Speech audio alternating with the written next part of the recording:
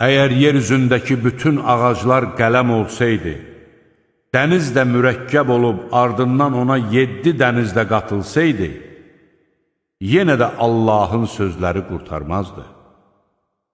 Həqiqətən Allah qüdrətlidir, müdrikdir. Sizi yaratmaq və diriltmək ancaq bir adamı yaratmaq və diriltmək kimidir.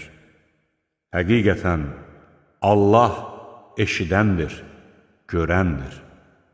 Məyər Allahın gecəni gündüzə, gündüzü də gecəyə qatdığını, müəyyən olunmuş vaxtadək hərəkət edən günəşi və ayı qoyduğu qanunlarına ram etdiyini, üstəlik Allahın nə etdiklərinizdən xəbərdar olduğunu görmürsənmi?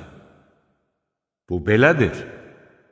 Çünki Allah haqdır, kafirlərin ondan başqa ibadət etdikləri isə batil bütlərdir.